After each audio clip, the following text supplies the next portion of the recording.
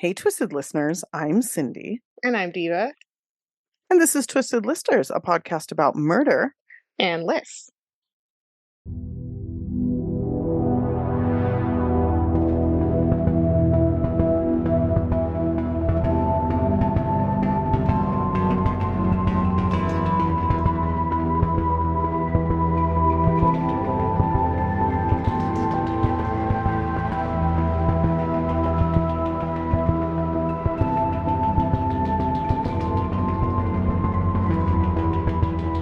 And this is part 2. It's a little belated. The holidays got a hold of us. They didn't let Yes. go. So we apologize for the delay here. We'll catch try to up get back on at track. some point. We Yeah. will. Yeah.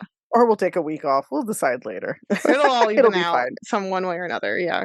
Yeah, it's the holidays, guys. We all need a little break here and there. How was your Thanksgiving? It was good? Okay. I told you. I was just complaining that, I do miss making the turkey because I had to eat other Yeah. people's turkey this year, and I'm really arrogant and smug about my turkey skills. So Yeah, I mean, I've had your cooking, so I don't make a turkey. question why you feel I that just way. So I need the skin to be like pork crackling texture. Like I need it to be like yes. a crispy cracker of turkey skin, Mm-hmm. and anything Mm-hmm. less is a red flag to me. Yes, agreed. Yeah. Do you dry brine or wet brine? I dry brine. I used to wet brine, but now I've switched. Me too. Yeah. Exact same. And guess what? The skin is so much crispier when you Yes. dry brine. Yes. And the meat is so fucking juicy. Oh my good God. It's yeah, dry insane. brine It's is the better. best. Yeah, also dry That's brine the is only way great. to It's go. killer for like a roast chicken as well, actually. I mean, for any Oh yeah, bird. I dry brine my chicken now too. That's Yeah. usually if I'm doing like a chicken, I've only got like a couple of hours Right. that I can brine it, so it's not quite the same, but it still works, and you don't have to cook them as long. And Mhm. anyway, yeah. Next year though, Rory asked me to make a duck for Thanksgiving, which Ooh. I might just do for Christmas. I might That's a just do like a Christmas thing. Christmas duck. That feels Christmassy. It feels like It Dickensian. does, It's like a right? Charles Dickens Yeah, book thing. it really is. Actually, you should get It a is. fucking goose, dude. They had goose at my grocery store last year, and I was like, I fucked up. I should have gotten this goose. Have you had goose? It's so Listen, good. goose is really good. It is. I've had it one time in my So life, good. and I still remember it. But I don't have $80 for a I bird. I mean, just it's don't. delicious though. Like that, like It goose is. dark. It's all like the best dark meat you've ever had. The whole bird is so good. It's so good. No, it is. But like, I'd have to like go halvesies with somebody, or like take out a loan, put it on a credit card. I just don't know if I'm ready to do I'll that. share a goose dinner with you. We can go halvesies in on a goose. We do that? Yeah, Okay, I'm down for that. co-sponsor the goose Okay. dinner. Yeah, I think that'd be really fun. I Yeah. can get with that. This Okay, has cool. been Well, now this has been our we're bird cooking segment of the podcast. I hope we're not offending any vegans. No, too bad. I know. Sorry, guys. All right. Well, anyway, this is part 2 of Society Murders Winter Edition, and I think we should just get into it, right? Let's just go. All right. So I'm gonna start.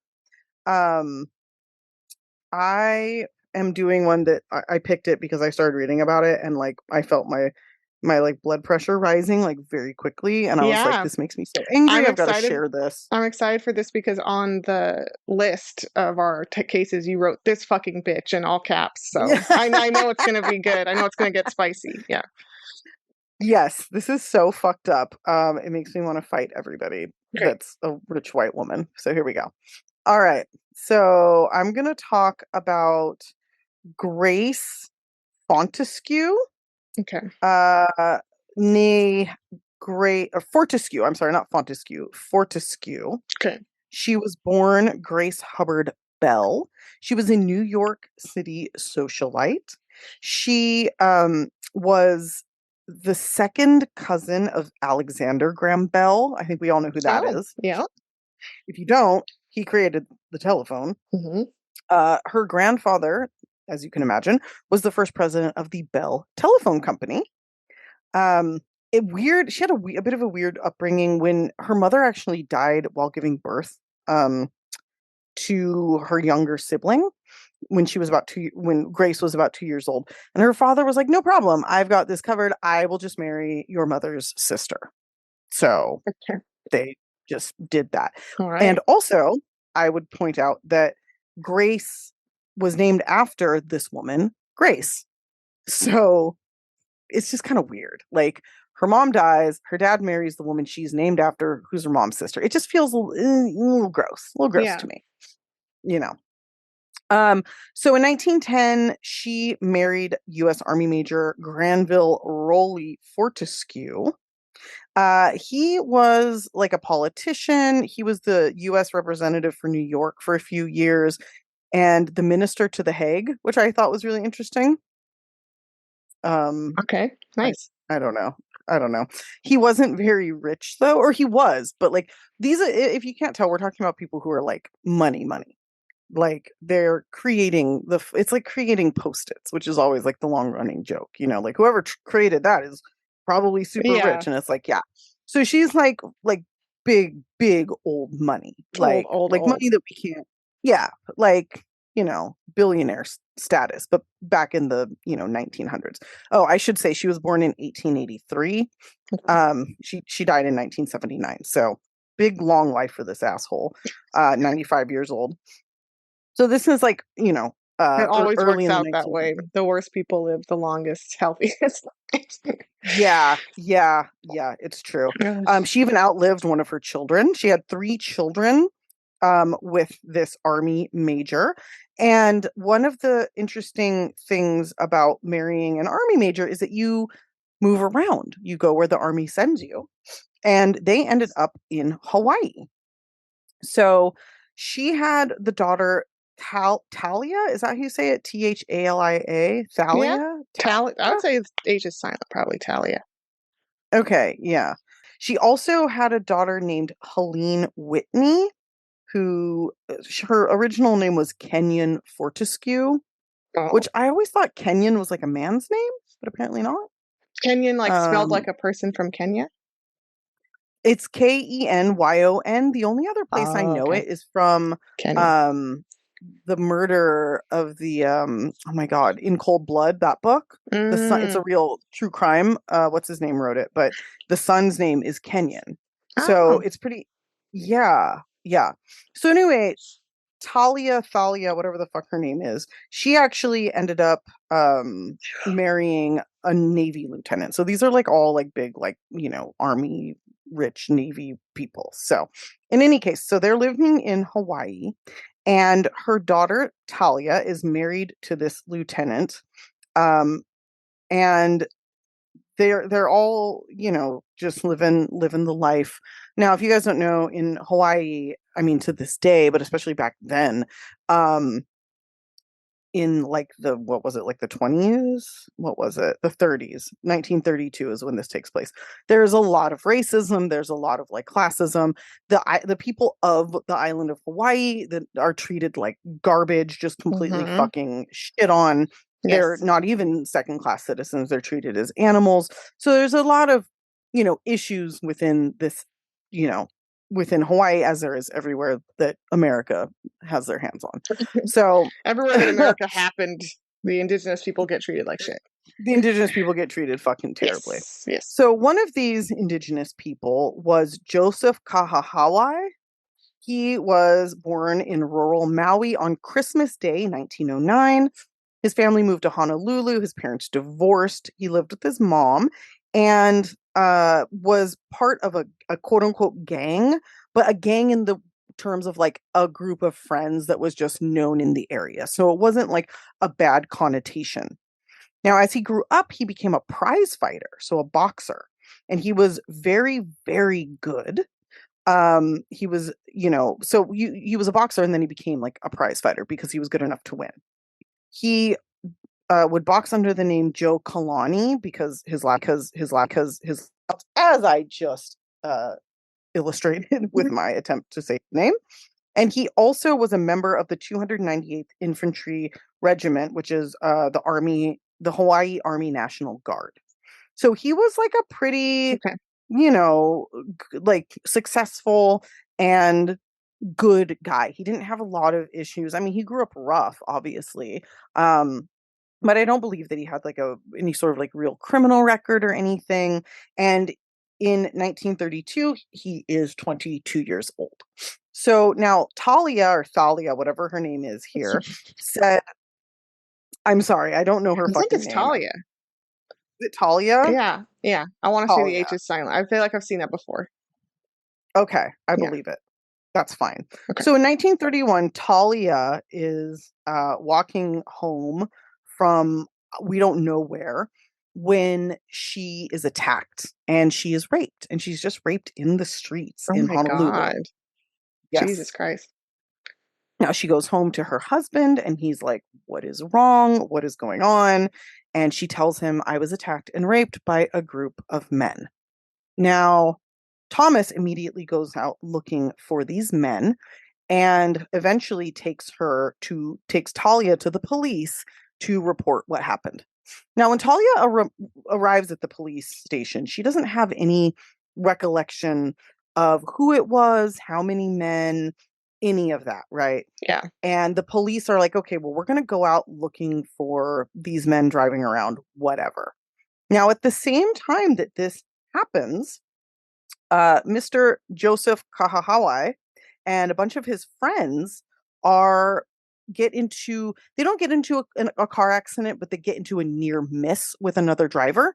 And this driver has his wife or girlfriend or somebody in the car.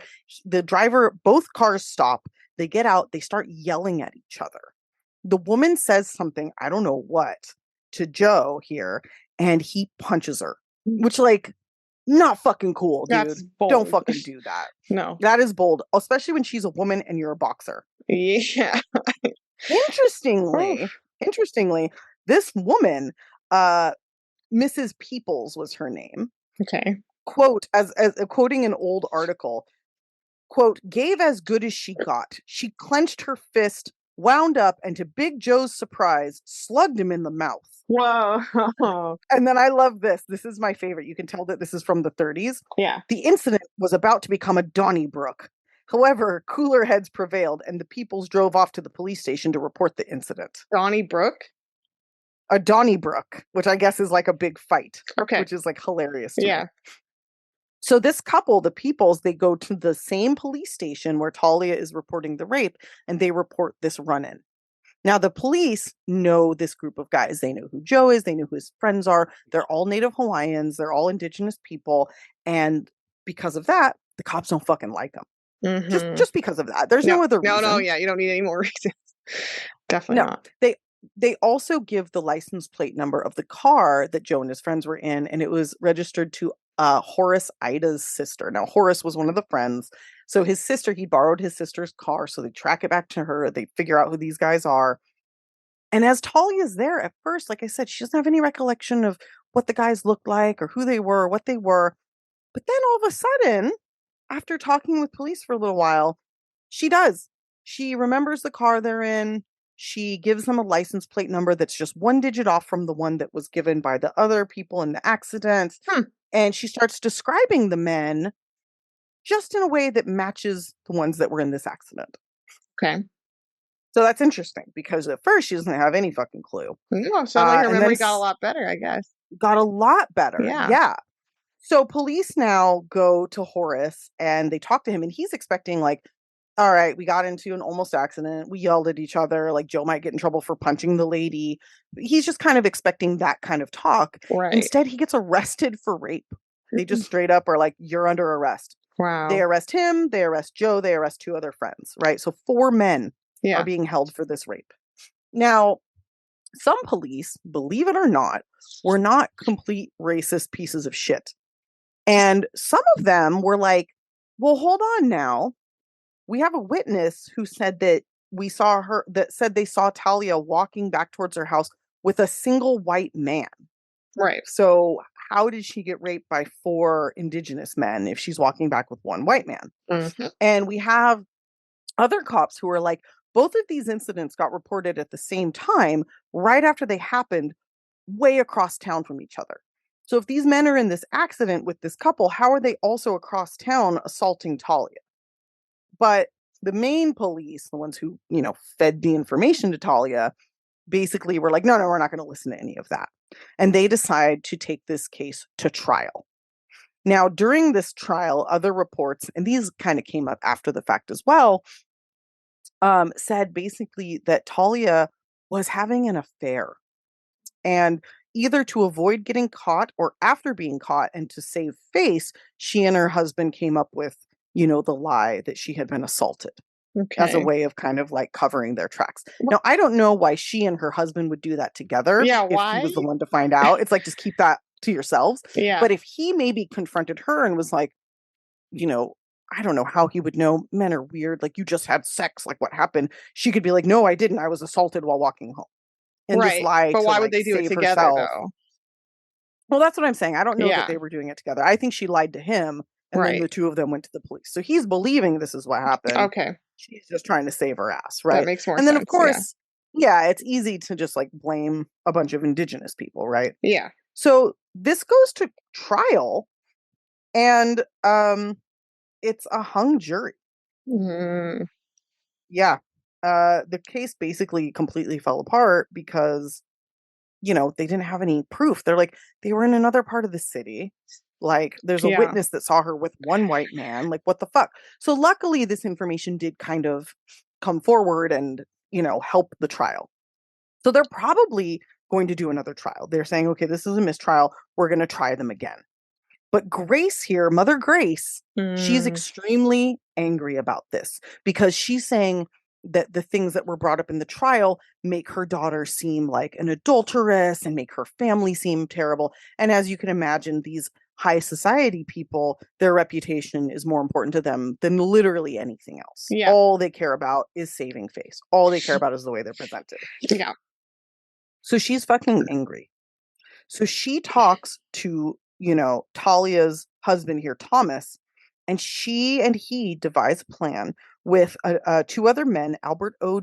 Jones and Edward J. Lord, to kidnap uh, both Horace Ida and Joe Kahahawa. Oh my Now, God. first, and they do this. They kidnap Horace and they beat him viciously. Wow. But then they let him go. They let him go. Next, they kidnap Joe here, and he was the darkest skinned of the five, by the way, if it Okay. matters, which it does, It does, obviously. yeah. So I wanted to call that out. Good to And point it out.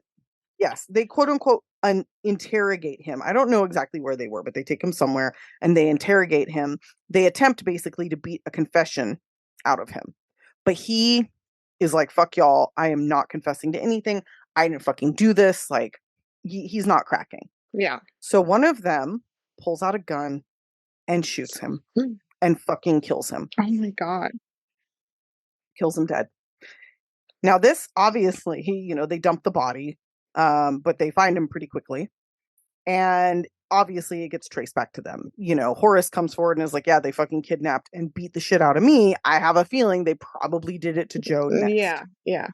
Stuff. So these four, they go to trial.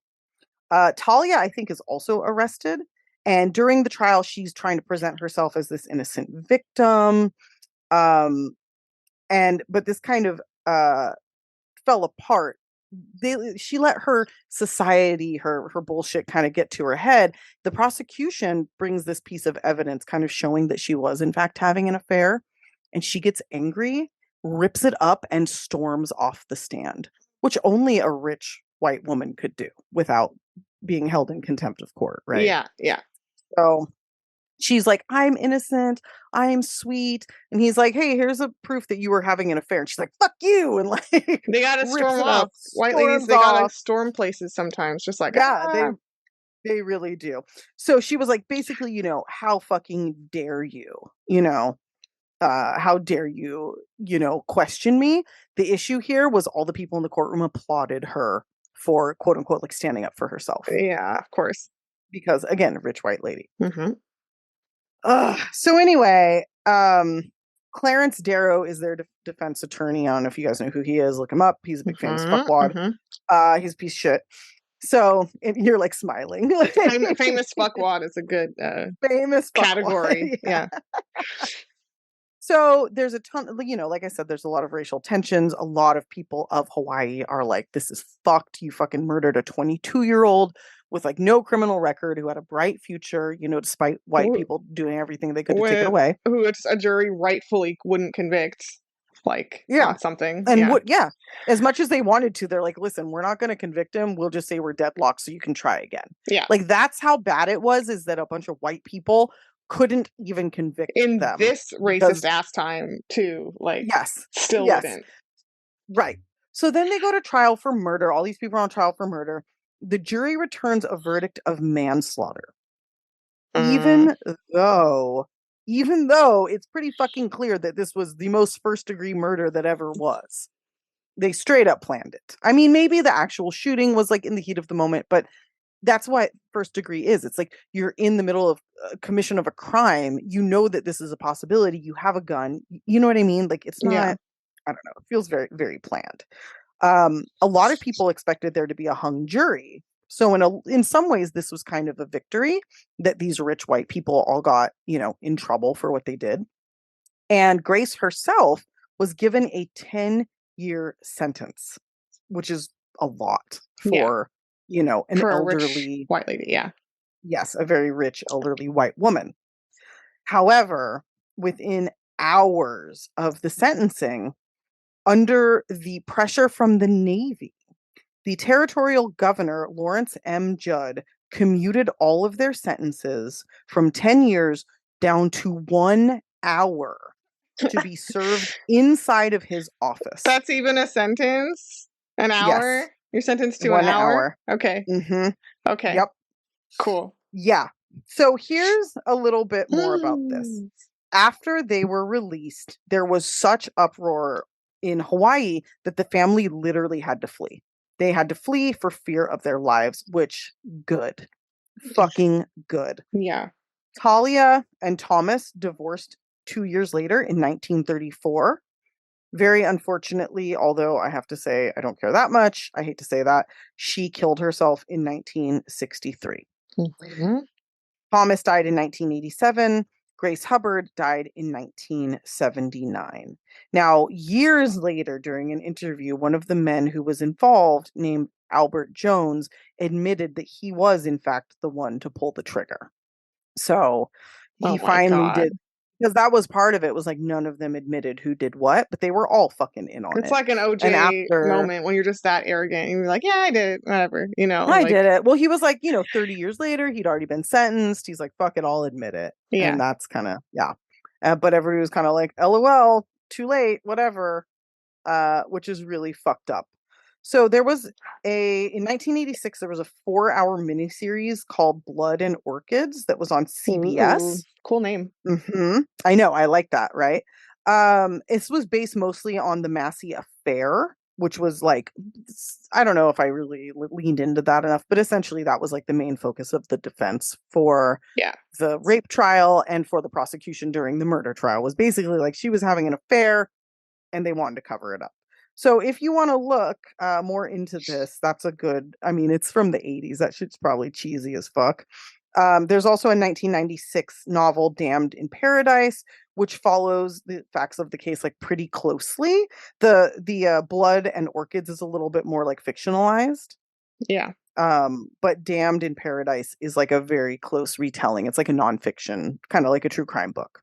So those are some interesting resources for anybody wanting to read more about this murder.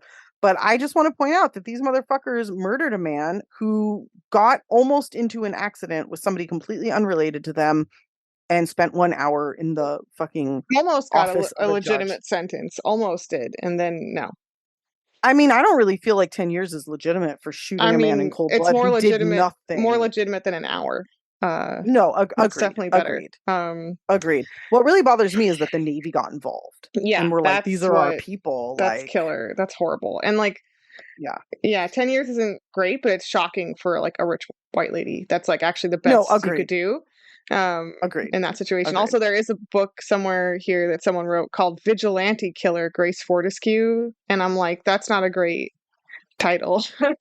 No, that's not, that makes Makes it sound like, she was a vigilante thing. And I'm like, no, for it to be vigilante, they actually had to have been guilty. So, right. Yeah. Yeah. little Yeah. apologist history Exactly. to, I was like, they're kind of framing that in a way where she's not just like a piece of shit, yeah, cold-blooded yeah, murderer who just would rather murder a man in cold blood than just like be like, oh yeah, my daughter is sleeping around on her husband. Like, what the fuck? What yeah, the fuck? yeah. Well, those society people, you can't just have like an affair. That's the It's worst gotta be thing. it's gotta be like somebody else's fault, the scapegoat. Yeah. Yuck. Okay. Find a What's brown yours? person, and there you go. Um, I'm so mad. no, that is a very ingrained case. Yeah, I it just want is. to punch her in her stupid Fortescue rich lady face. Yeah. Yeah. Yep, me too. Hmm. Mine is fucking wild as fuck, and it's breaking news, recent case. It's the Oh. murder of Abby Choi. Have you heard about this in general? No, oh, I think I actually looked at it before you chose Okay. it and I didn't find a lot, so I was like, forget it. I just Okay. wanted to do something that had Yeah. a lot of info. Oh, wait, no, I do know this one. Yeah, yeah, Yeah. yeah, yeah, I yeah. feel like I it's totally a know it. thing. Yeah, yeah, yeah. Okay, and I've found a decent amount. So here we are. We're going to Hmm. Hong Kong in this very year of 2023. Abby Choi was 28. She's an Instagram influencer, model, and socialite.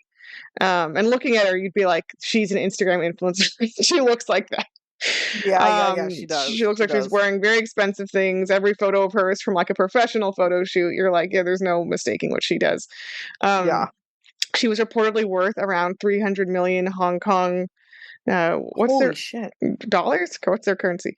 I don't And know. but that Oof, translates sorry. to $38 million in US dollars. Holy shit, I didn't realize that. She amassed this fortune from kind of a vague portfolio of investments, luxury investments, but it also came from money that was from her stepdad, who was really rich from mining and construction businesses. So it seems like she had a bit of a Hmm. leg up, but then she also kind of founded her own things. Um, some of the Yeah, so she was a hard worker. She yeah, was working hard. she did. She did. She wasn't like a rich person who just does absolutely nothing. Um, Right. she did do stuff. But she also, I wanted to say, she had help, because there's a myth that you can just kind of become a billionaire from like raising yourself up from your bootstraps, and she didn't totally Right. 100% do that. Um, Right. so some of the influencer things she had recently worked on were spreads in Elle, Vogue, Harper's Bazaar. She was on the cover of tons of different magazines. On February 14th of this year, her last Instagram post was to promote a cover story that ran on her in L'Officiel Monaco, kind of a French or Monaco magazine that was Hmm. titled From Hong Kong to Paris, The Rise of Style Icon Abby Choi. So she's like very Oh legitimate. shit. She's been called an So she's icon in really like going for it. magazines. Yeah. Hmm. And she's again getting like fashion spreads everywhere. She goes to Paris Fashion Week, blah blah blah blah blah, all that shit. Her partner, named Chris Tam, was also the heir to an empire of restaurants that his family would own. So she's got money coming from that side as well. Hmm. And she had been married once before. This is important to the story, to a man named Alex Kwong. They actually got married when she was 18 and were married for about 3 years. She had 2 kids with him and then 2 kids with her partner, Chris. So she had 4 in total. Hmm. Chris actually met her through Alex, through her ex-husband, and because the 2 men had been classmates in junior high, so they're all kind of like friends. And even though she divorced Alex, I guess when she was 21 or so, Hmm. she continued to be close friends with him and his family. So apparently, it's amicable. It's not like a hostile thing. Okay. Okay. Some of Abby's wealth also lay in real estate. I'm just going to note this separately here. Mm. And she owned several luxury apartments and other properties. I also just out of the blue want to mention that Hong Kong actually has the most wealth inequity and disparity in any place in the world, especially in housing. It's actually fascinating. You've got like the people living in those coffin homes. Do you know what I'm talking about? The coffin Yes. apartments that are like Yeah. Yeah. wire Yeah. Yeah. cages, and you've got one of the worst homeless problems in the world, and then you have Hmm. at the same exact time the most expensive properties in the world. So it's just That's so fucking it's kind crazy. of like where LA and San Francisco and New York are headed, is like Hong Kong is Hmm. that, but like a little further developed. Already. Yeah. Right. um Woof. the disparity in equity is like drawn apart even further. Right. Right. um Right. Right. so February 21st, I really want to go to Hong Kong though. I think it looks really fucking rad. Oh, yeah. Yeah, Yeah. It does. it does. So February 21st, Abby was reported missing because she failed to pick up her daughter from school, which is not like her. Um, and February 24th, boop, boop, boop, boop, at a village house, which I believe is some kind of like housing for the poor working class. It's like a lower income house. Okay.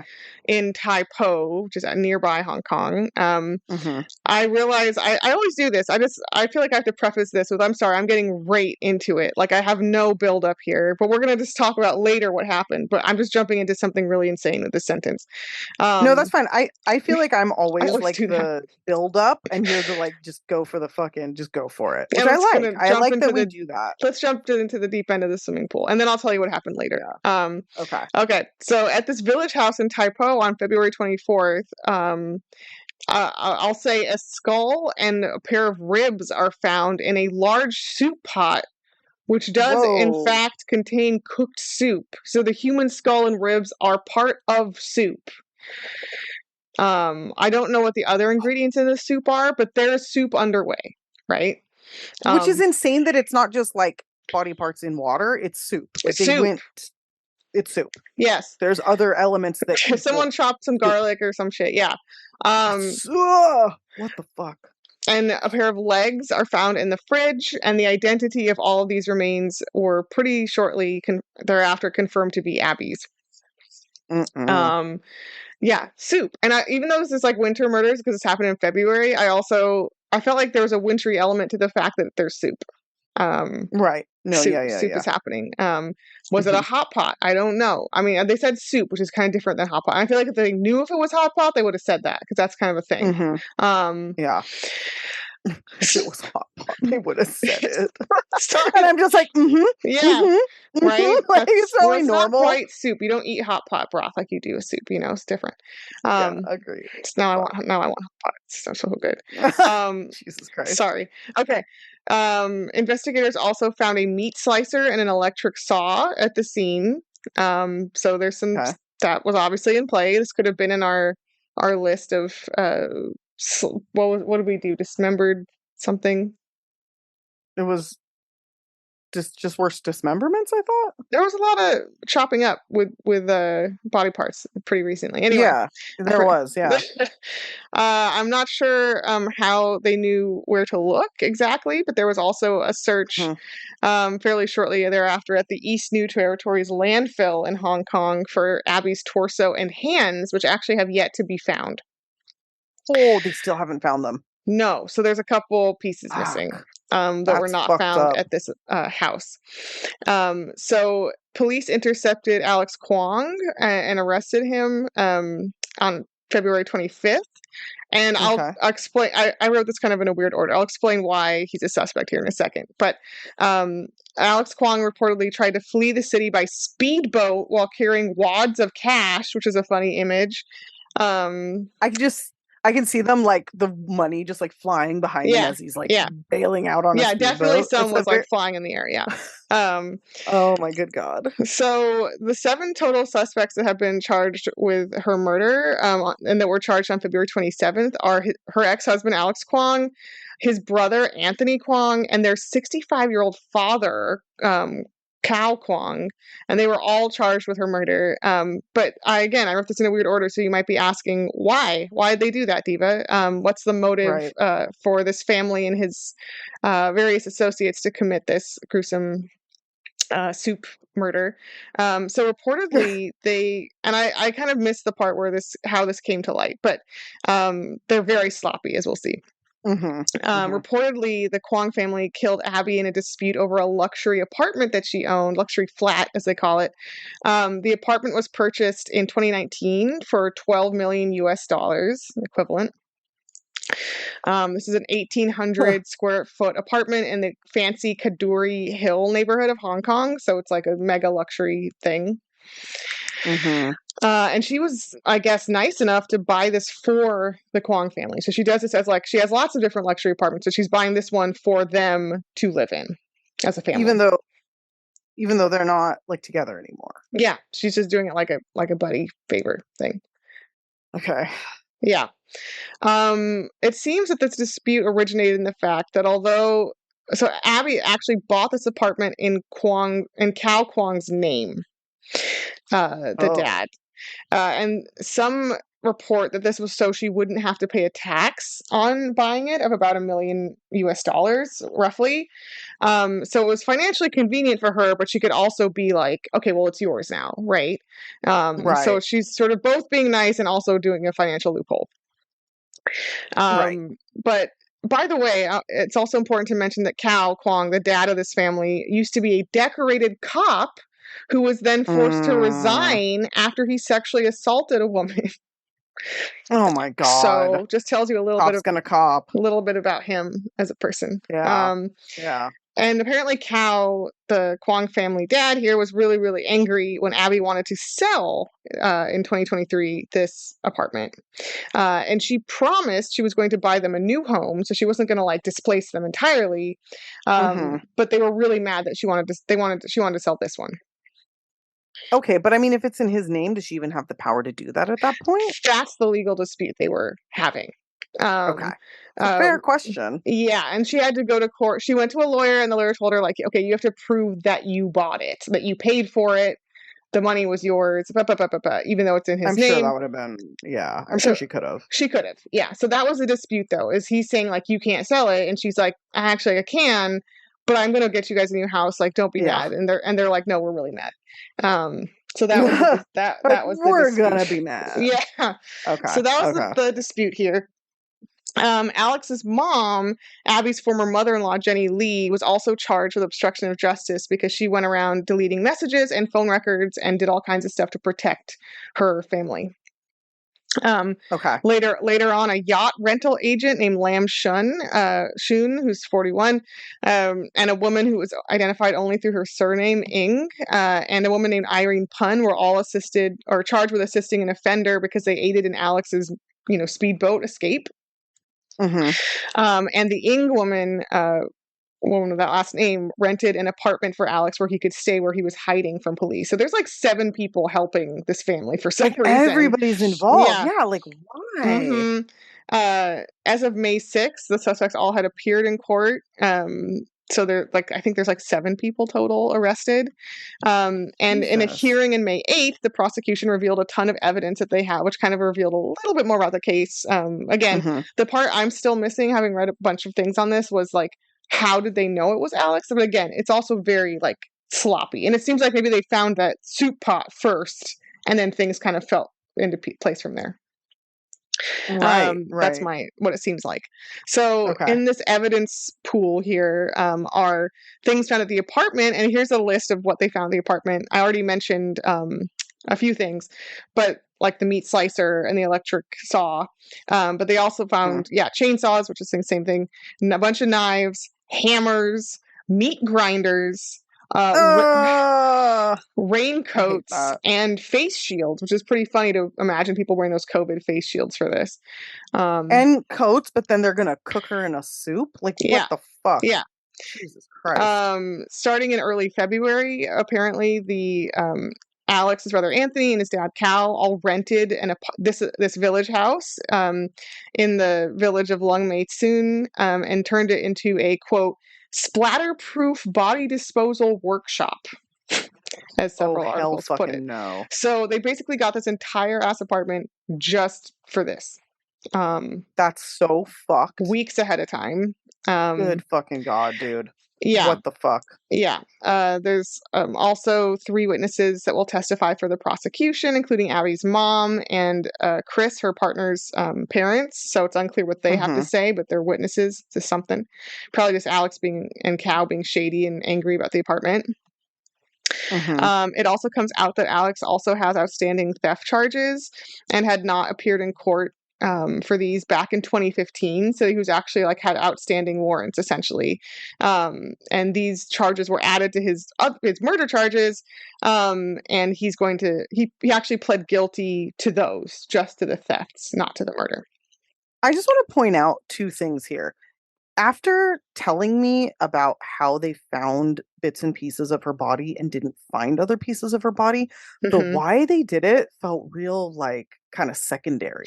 Like, you know what I mean? Yeah. I opened with that. Yeah. No, it's yeah, but then also for him to have like theft charges, again, it feels very secondary. Like it doesn't feel as Yeah, nearly as important, it's very strange. you know? It's very why. I Yeah, don't. there's no reason why you would do what they did. Like murdering somebody, okay. Like it's never okay, but like I can understand that if you have like a property dispute and you kill somebody because you're angry with them, but then like hiding them all over the country, cooking some of them, grinding them up, like all of this just feels so extra and And so this is fucking also Alex has 2 children with this woman, so this is also the mother of 2 of his kids. Like that is that's intense. That's very like my story. yeah My when was that? 2 weeks ago or whatever, the trailer park one. That's like so similar. It's so cold. yeah. It's really insane. It's really cold. Ugh. Needlessly elaborate. Like you said, like it's not like ever okay to murder someone, but is all of this necessary? Like Yeah, it's just like a lot. It's a lot. Also, the thefts that Alex committed sounded pretty intense. I won't get into all the details, but he basically stole Hmm. massive quantities of gold jewelry and gold bars from like 6 different rich people. Like they're more heists than just thefts. Like they're very elaborate. So I Right. think Alex just likes the drama. Like he just likes to do everything up, to the very Got it. extreme degree Got here. it. Um, Abby's mom also filed recently an injunction against Cao Kwong, Alex's father, preventing him from Hmm. selling the luxury apartment in question and requesting that the court officially declare Abby the proper owner of the apartment. And she claimed that Cao Kwong was only a trustee in the apartment, but not the rightful owner. So Abby's mom is like Okay. continuing the apartment fight. She's not letting it She's like, go. hey, also fuck you. On top of everything else, you're not getting this fucking apartment. We are keeping this apartment. Yeah, absolutely. Um, so these suspects, like I said, have appeared in court and we've gotten some more information, but they are still awaiting trial.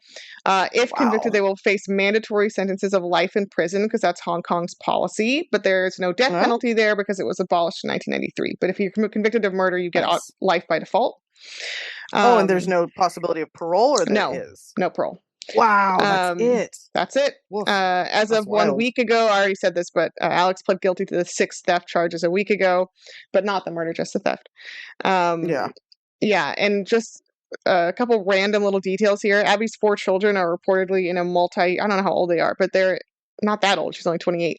They're Yeah. reportedly in a multi-year process of applying to like inherit her massive estate and her millions because it won't go to Chris because they never officially got married. They were just partners. So the Oh, kids are in some legal thing with that. And that seems silly that it doesn't just automatically go to them. very strange. Yeah, I don't know. There's an article about that, and there was another article about how Abby's family this is fucking rich people dumb shit, is planning to hire an overseas tech firm to use 3D printing and like weird AI technology to recreate Abby Choi's face to put on her body for a quote unquote respectful viewing of her remains at her funeral. And I'm like, you mean her What? skull, her decapitated skull? You're gonna fucking 3D broadcast an AI version of her face? That's Um, fucking weird. I don't know. That's I don't know if it's going fucking on the remains actually, or if they're just creating AI, like an AI picture of her, and that's it. Because that would make more sense. You can't like have an open casket and then like project. I don't know. I right. I just don't take this as Uh, particularly respectful. no, Um, this feels ugly and bad. yeah. It feels bad. I don't know. Maybe It's they're not from a good. culture with like a big open casket type tradition. This family And is. she was a model, but I'm not trying. I don't know, man. Like, Look, I don't know. just put up a big framed picture. Like, why do you have to make it AI? Yeah, just do Yeah. that. Like, yeah. Okay, whatever. All right. Good Lord. I'm sorry. This is all so dark and so twisted, and I Yeah. just don't know how to feel. Yeah. So that's what we have so far to know about this. I mean, I think it's pretty much just like a beautiful influencer model type lady, and then like the headlines like Hmm. cooked in a pot of soup kind of got me. That's what reeled me in. But it is actually a Yeah. wild fucking case. And the Kwong family sounds really petty and dramatic And horrible. and Fuck horrible. them. Horrible. Yeah. Wow. Wow. Okay. Well, shit. Yeah. These were gnarly. Yeah. Rich people be going wild. Yeah. Uh, Wealthy people of the winter times.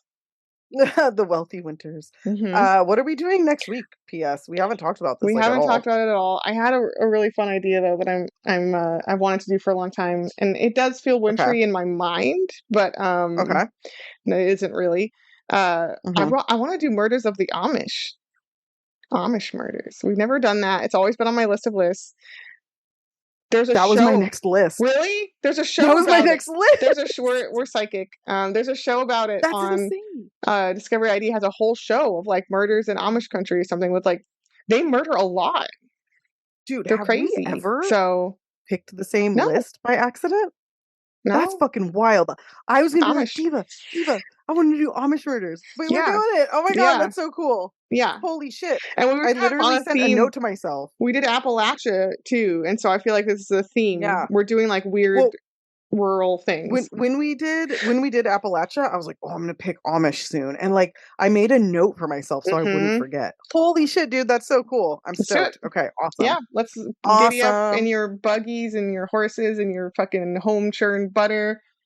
Yeah. Ooh, I wonder what they. Oh, okay. We'll get into it. Okay, guys. Okay. Sorry, we're a little late on this one. We were just busy living our lives, Yeah. doing our thing. We hope you guys all had a lovely weekend. And yeah, what else? Anything else? No, that's it. All right. Looking forward to talking Amish. And until then, Stay. off our Liz. stay off them. Bye. Bye.